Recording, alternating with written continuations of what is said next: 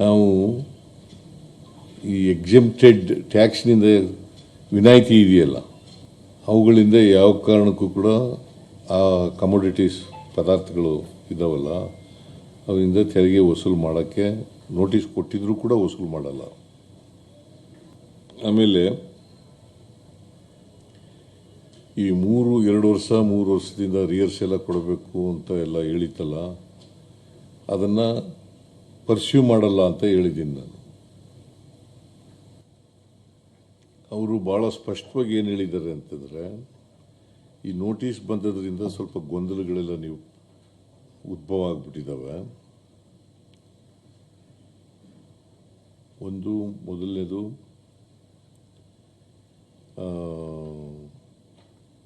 ಎಂಥದ್ದು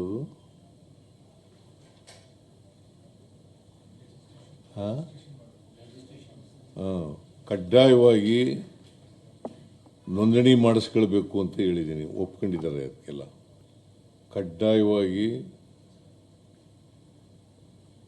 ನೋಂದಣಿ ಮಾಡಿಸ್ಕೋಬೇಕು, ರಿಜಿಸ್ಟ್ರೇಷನ್ ಮಾಡಿಸ್ಕೋಬೇಕು. ಅದಕ್ಕೆ ಎಲ್ಲರೂ ಒಪ್ಕೊಂಡಿದ್ದಾರೆ. ಆಮೇಲೆ ಒಂದು ಸಹಾಯವಾಣಿ ಆರಂಭಿಸಬೇಕು ಅಂತ ಹೇಳಿದ್ದಾರೆ. ನಾನು ಹೇಳಿದ್ದೀನಿ, ಸಹಾಯವಾಣಿ ಈಗಾಗಲೇ ಇದೆ, ಇನ್ನೂ ಅದನ್ನು ಹೆಚ್ಚು ಪರಿಣಾಮಕಾರಿಯಾದ ರೀತಿಯಲ್ಲಿ ಮಾಡೋಣ ಅಂತ ಹೇಳಿದ್ದೀನಿ.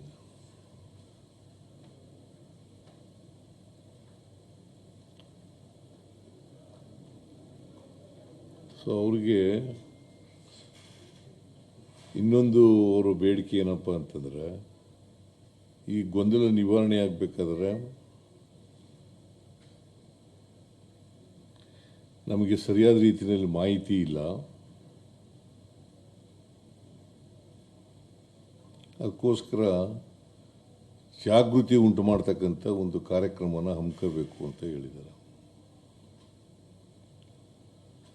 ಅದಕ್ಕೆ ನಾನು ಹೇಳಿದ್ದೀನಿ, ಎಲ್ಲ ಕಡೆ ನಮ್ಮ ಕಮರ್ಷಿಯಲ್ ಟ್ಯಾಕ್ಸ್ ಡಿಪಾರ್ಟ್ಮೆಂಟು ಮತ್ತು ಇವರು ಕೂಡ ಮಾಡ್ತೀವಿ ಅಂತ ಹೇಳಿದ್ದಾರೆ. FKCCIನವರು ಕೂಡ ಮಾಡ್ತೀವಿ ಅಂತ ಹೇಳಿದ್ದಾರೆ, ಮತ್ತು ಬೇರೆಯವರು ಕೂಡ ಮಾಡ್ತೀವಿ ಅಂತ ಹೇಳಿದ್ದಾರೆ. ಅಲ್ಲಿಗೆ ಎಲ್ಲಿ ಇಂಥ ವರ್ಕ್ಶಾಪ್ಗಳನ್ನು ಮಾಡ್ತಾರೆ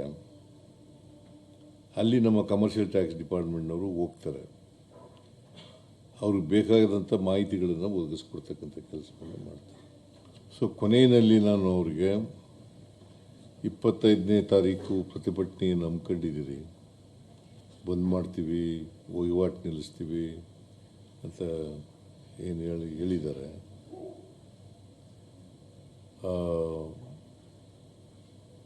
ಫ್ರೀಡಮ್ ಪಾರ್ಕ್ನಲ್ಲಿ ಪ್ರತಿಭಟನೆ ಮಾಡ್ತೀವಿ ಅಂತ ಏನು ಹೇಳ್ಕೊಂಡಿದ್ದಾರೆ.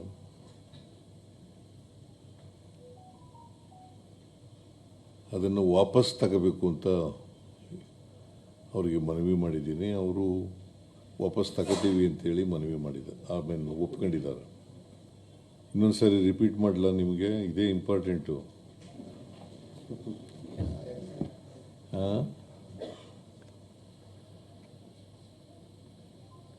ಫ್ರೀಡಮ್ ಪಾರ್ಕ್ನಲ್ಲಿ ಹಮ್ಮಿಕೊಂಡಿರ್ತಕ್ಕಂಥ